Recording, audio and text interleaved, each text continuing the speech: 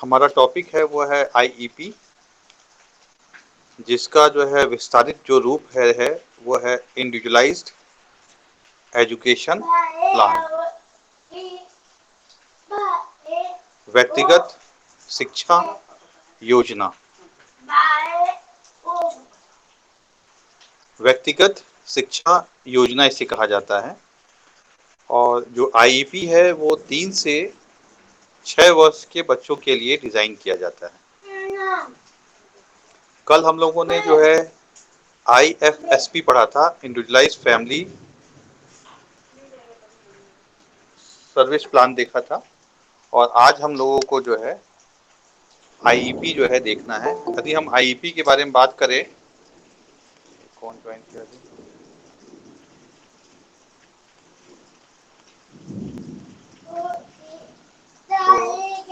IEP is the process whereby teachers, support personals and parents work together as a team to meet the needs of individual students who require a range of support.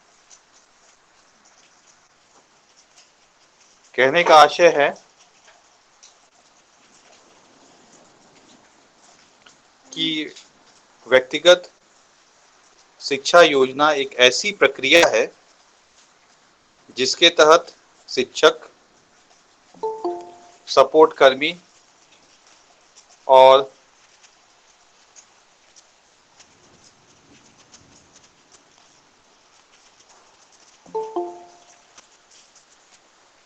माता पिता अलग अलग छात्रों की जरूरतों को पूरा करने के लिए एक टीम के रूप में मिलकर काम करते हैं, जिन्हें कई तरह के सपोर्ट की जरूरत होती है।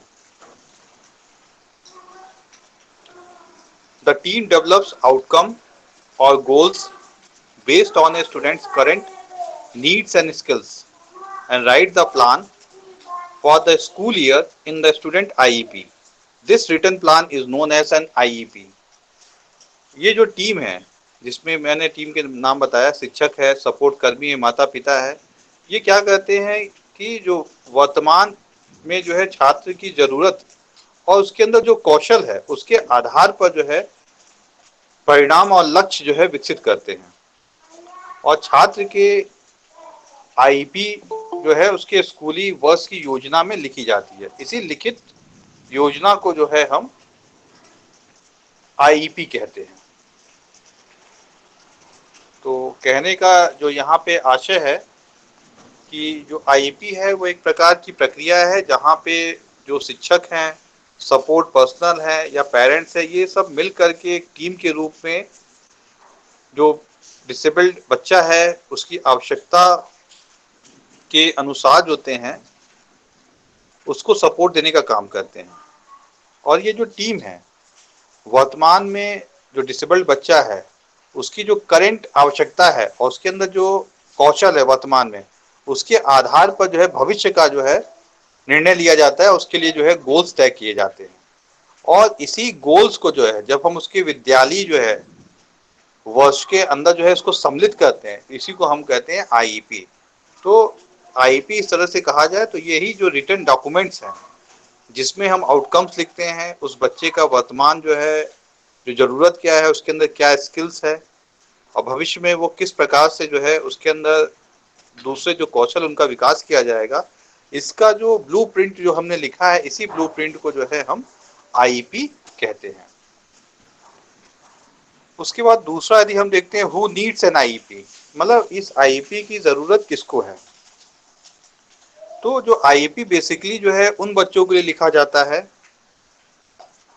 या उन बच्चों को सपोर्ट करने के लिए जो होते हैं लिखा जाता है जिनमें किसी प्रकार का जो है जिनको जो है किसी प्रकार का बिहेवियर, लर्निंग या कोग्निटिव स्किल्स में जो है समस्या है, और इस समस्या को दूर करने के लिए जो होते हैं उन्हें सहायता की जरूरत हो, तो उसके लिए जो है हम आईईपी लिखते हैं।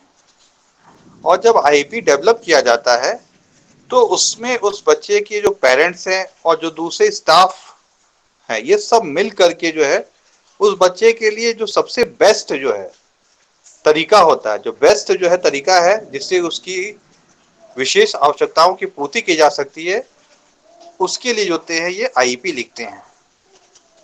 जो आईपी है वो दो चीजों के लिए लिखी जाती है। मतलब जो आईपी किसी बच्चे के लिए जब हम बनाते हैं तो उसके लिए दो चीजें हैं। पहला है नीड कोर्स मॉडिफिकेशन। यदि किसी जो वो बच्चा जिस स्कूल में पढ़ रहा है, जो विषय वस्तु पढ़ रहा है, यदि उसमें किसी प्रकार को उसको मॉडिफिकेशन चाहिए तो हमें जो है एक आईपी बनानी पड़ती है, उसको हम कहते हैं मॉडिफिकेशन।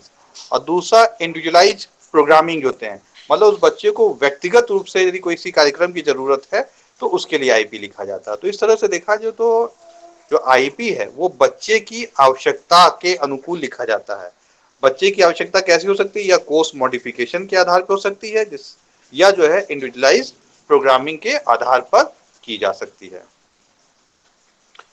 अब दूसरा है कि what is the purpose IP. हम आईपी क्यों लिखते हैं?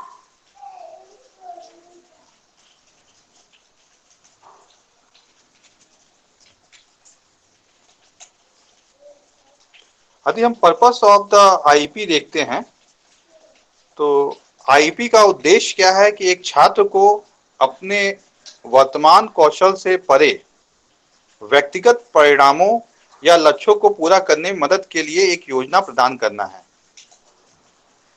इस कारण से व्यक्तिगत शिक्षा योजना प्रक्रिया के लिए एक छात्र क्या कर सकता है और क्या नहीं, इसकी एक समझ की आवश्यकता होती है।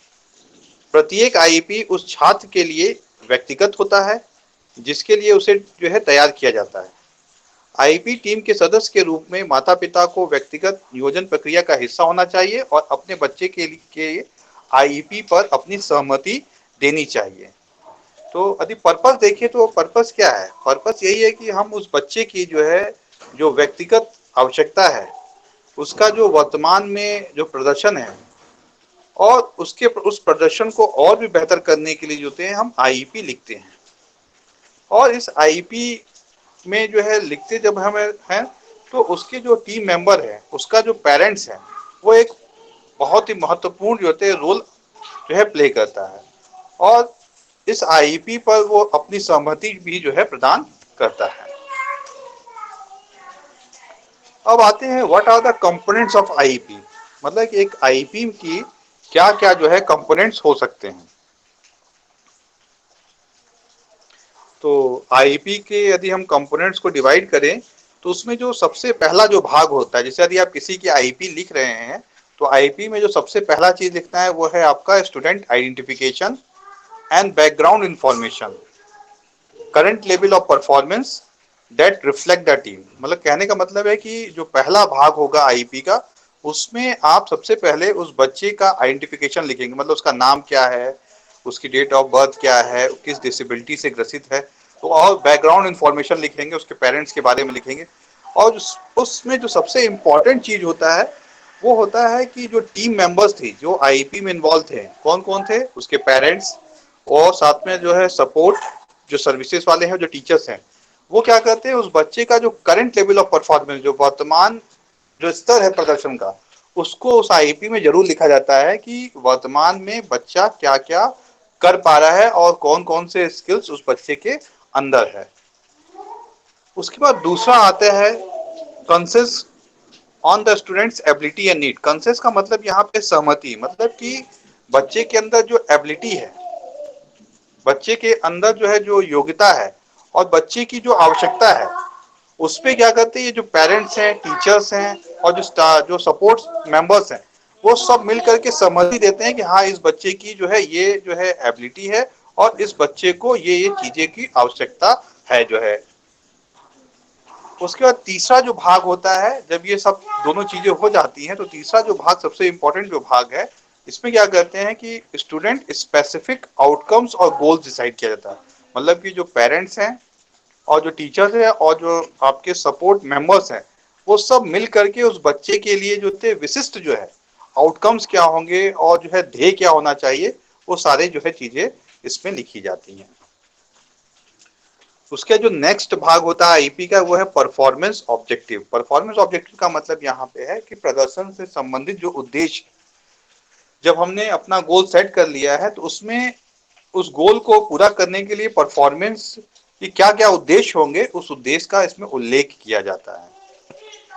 उसके बाद नेक्स्ट जो सबसे क्रियान्वयन वाला जो भाग आता है आईपी का, वो है teaching method, material and studies. मतलब उस आईपी में जो आपने गोल सेट किया है, जो परफॉर्मेंस ऑब्जेक्टिव सेट किया है, उसको प्राप्त करने के लिए आपको जो है विशिष्ट जो है टीचिंग मेथड की जरूरत पड़ेगी। मतलब आपको शिक्षण की विभिन्न विधियों का प्रयोग करना पड़ेगा। उसके बाद आप विभिन्न प्रकार के टीएलएम का यूज करेंगे, मटेरियल रिसोर्स मटेरियल का यूज करेंगे, और रणनीति भी तैयार करेंगे उस बच्चे के आउटकम्स या गोल्स को पूरा करने के लिए। उसके बाद नेक्स्ट आता है names of team members who will implement the IP and the settings. मतलब उसके बाद जो नेक्स्ट भाग होता है कि जब आपने टीचिंग मेथड डिसाइड कर लिया, मटेरियल डिसाइड कर लिया, स्टडीज डिसाइड कर दिया, तो उसके बाद नेक्स्ट आता है कि कौन जो है इस आईपी को इम्प्लीमेंट करेगा, कौन इस आईपी के जो है क्रियान्वयन करेगा। उनके जो है सभी के नाम लिखे होते हैं, और आईपी कहाँ पे परफॉर्म किया जाएगा, कहाँ किस सेटिंग में किया जाएगा, नेचुरल सेटिंग में किया जाएगा या स्कूल की सेटिंग में किया जाएगा, उसका भी उल्लेख लिखा जाता है। उसके बाद आता है where it will be implemented. मतलब कि ये जो आईपी है वो कहाँ पे इम्प्लीमेंट किया गया है, इसका भी उद्देश्य लिखा जाता है। उसके बाद लास्ट जो है जो भाग होता है वो है plans and timelines for evolution and review stages. मतलब इसमें जो है प्लान लिखा जाता है और साथ ही समय सीमा भी तय होती है कि हमें कब उस बच्चे का जो है मूल्यांकन करना है, जो हमने गोल्स जो है जो उसे जो है सिखाया है, उसको कैसे जो है हम मेजर करेंगे, कैसे उसका मूल्यांकन करेंगे। और उसके बाद लास्ट आता है रिव्यू स्टेजेस। रिव्यू क्या करते हैं, हर 6 महीने पे या जो होते हैं 1 साल के अंदर जो है हम आईपी का रिव्यू करते हैं उस बच्चे को कि उसने अपने करंट लेवल से कितना और आगे चीजों को सीख पाया है। तो इस तरह से यदि आप देखें तो जो कंपोनेंट ऑफ आईपी थे, उसमें जो पहला कंपोनेंट था वो स्टूडेंट के आइडेंटिफिकेशन और बैकग्राउंड था, जहां पे हम विद्यार्थियों की जो पृष्ठभूमि थी उसका उल्लेख करते थे। और इसी के अंदर जो सबसे इम्पोर्टेंट कंपोनेंट था वो था कि जो टीम मेंबर्स है वो बच्चे की जो वर्तमान प्रदर्शन का स्तर है उसका उल्लेख जरूर करें। उसके बाद दूसरा चीज होता था कि जो टीम मेंबर्स हैं आपके, वो बच्चे की एबिलिटी और जो बच्चे की आवश्यकता है उस पर जो है अपनी एक सर्वसम्मति बनाते थे कि इस बच्चे की इसके अंदर ये जो है योग्यता है और इस बच्चों की इस चीज की आवश्यकता है। उसके बाद क्या करते थे नेक्स्ट ये टीम मेंबर्स की ये जो है लोग बच्चे के लिए जो है गोल्स और आउटकम सेट करते थे, तो उसके परफॉर्मेंस ऑब्जेक्टिव। नेक्स्ट जो है आईपी का भाग होता था शिक्षण विधि, रिसोर्स मटेरियल और जो है स्ट्रेटजीज। उसका नेक्स्ट आता था कि कौन आईपी को इम्प्लीमेंट करेगा, उनके नाम, और कहाँ पे इम्प्लीमेंट किया जाएगा, नेचुरल सेटिंग में, स्कूल की सेटिंग में या होम सेटिंग में, वो लिखा जाता था। उसके बाद कहाँ पे ये एक्चुअली इम्प्लीमेंट किया गया है वो लिखा जाता है। उसके बाद जो है जो प्लान या जो टाइमलाइंस है, मतलब हर एक ऑब्जेक्टिव का एक टाइम होता था और एक प्लान होता है और उसका मूल्यांकन किया जाता है। उसके बाद रिव्यू स्टेज आता है कि कब इसको रिव्यू किया जाएगा। उसके बाद नेक्स्ट आता है stages of developing N IP. मतलब कि एक आईपी को कैसे डेवलप किया जाता है और उसके क्या क्या स्टेजेस हैं। तो देखा जाए तो एक आईपी के जो है 4 मुख्य स्टेजेस होते हैं। उसमें जो पहला जो स्टेज होता है वो है gathering and sharing of information. कहने का तात्पर्य यह है कि इस पहला स्टेज है gathering and sharing of information. दूसरा जो स्टेज होता है वो होता है सेटिंग डायरेक्शन। तीसरा जो स्टेज है वह है डेवलपिंग एंड राइटिंग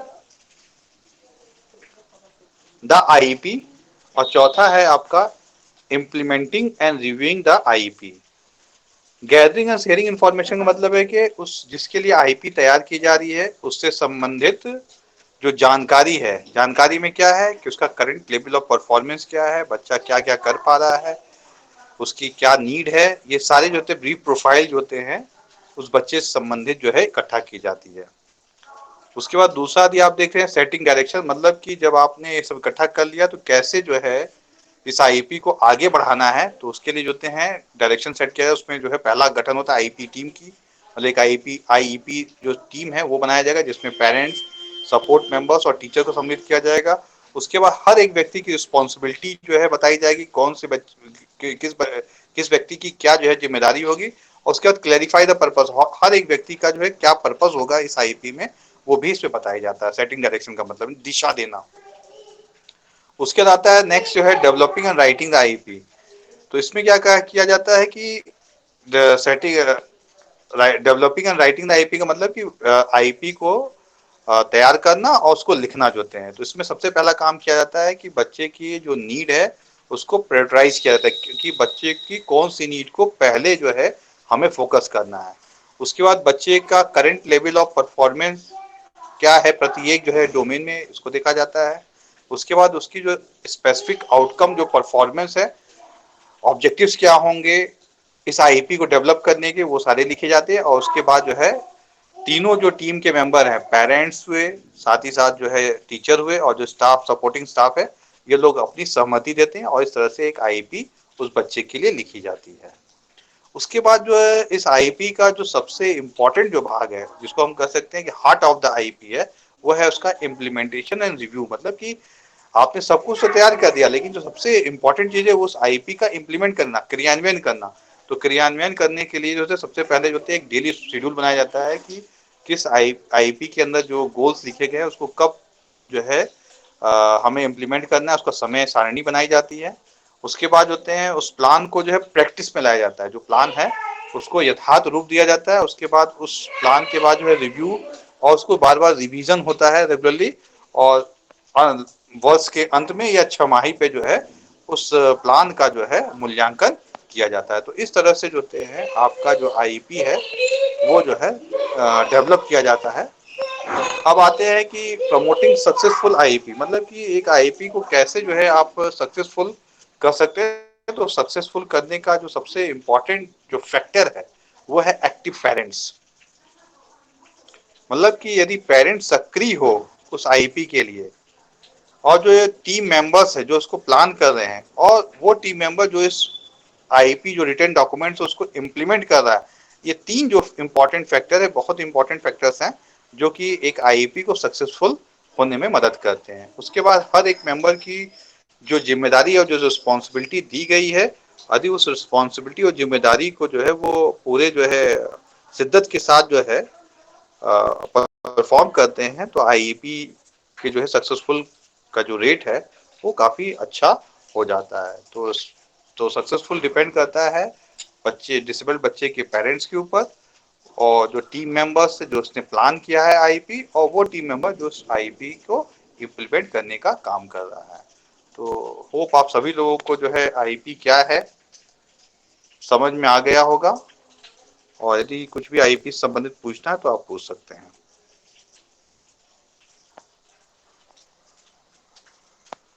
आवाज आ रही है मेरी? हाँ बताएं। सर आईपी मतलब आईपी लिखने वाले की अलग से टीम बनाई जाती है, या मतलब टीचर लिखते हैं या पेरेंट्स आईपी लिखते हैं? स्पेशल एजुकेटर बनाते हैं।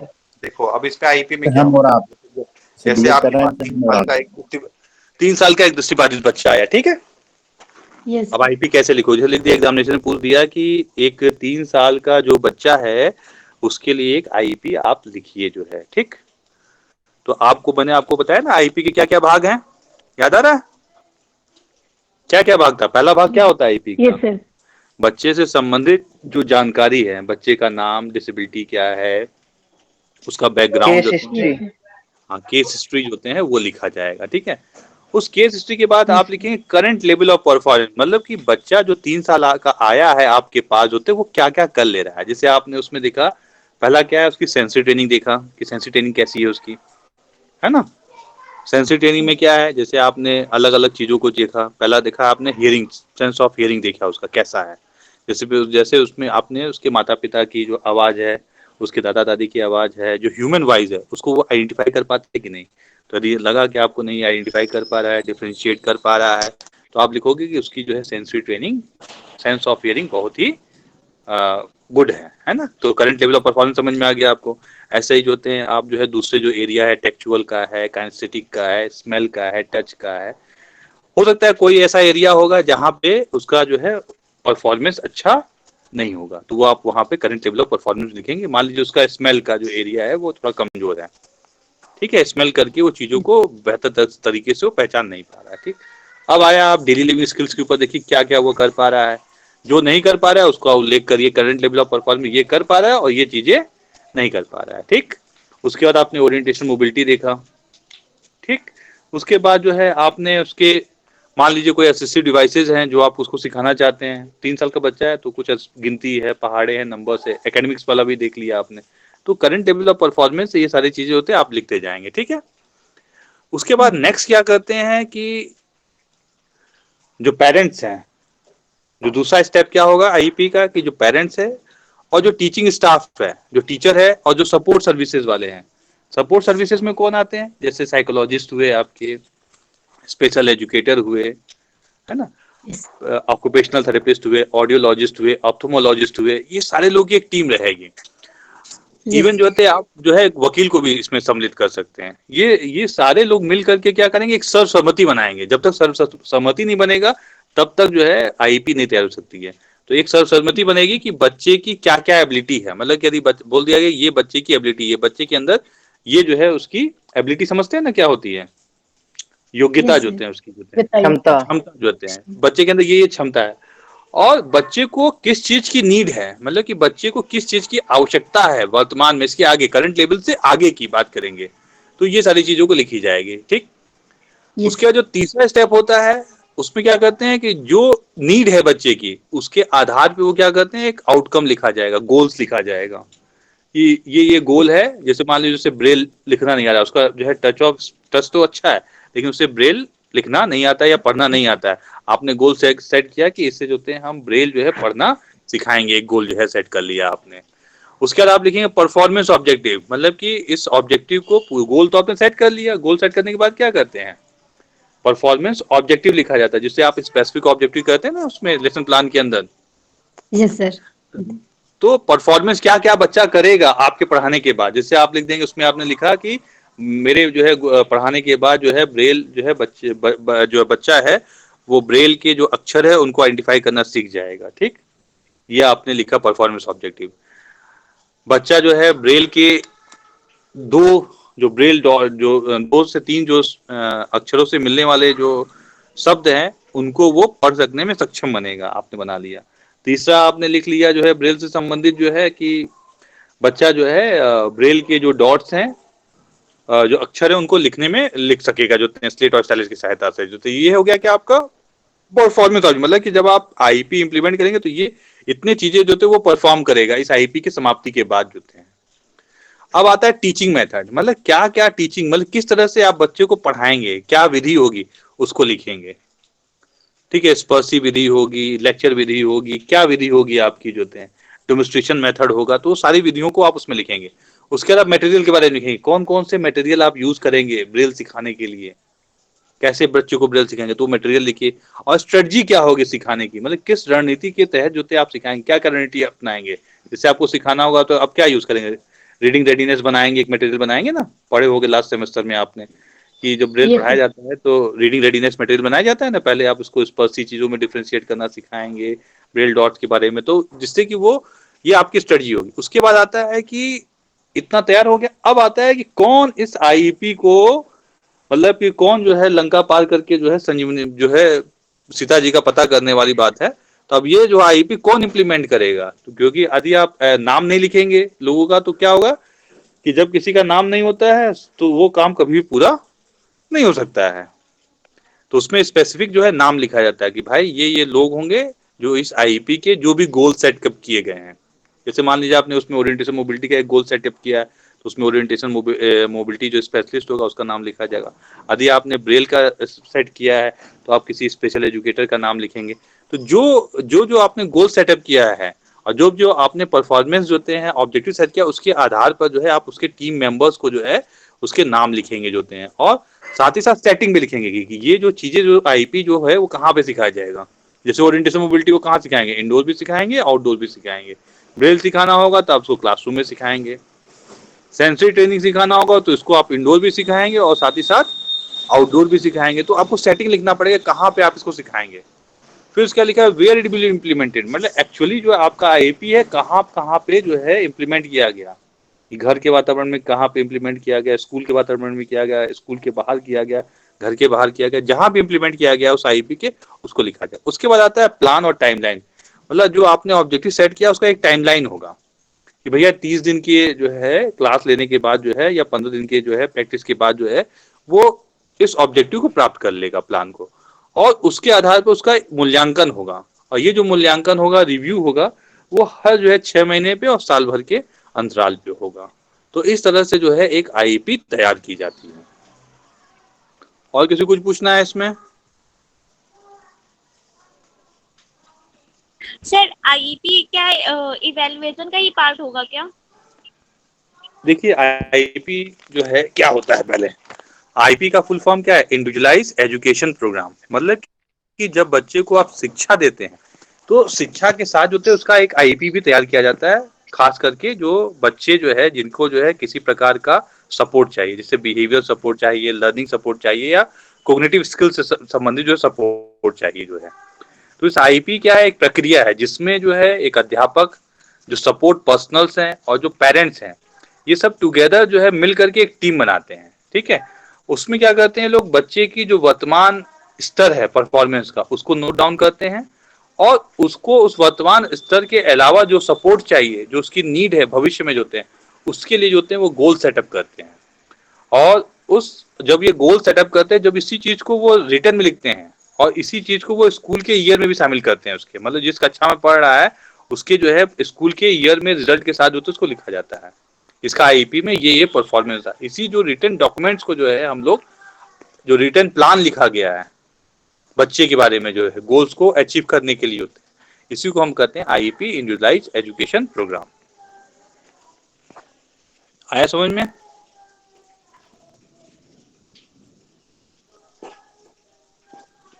आया सभी को? और कुछ पूछना है किसी को? Yes sir. Yes sir.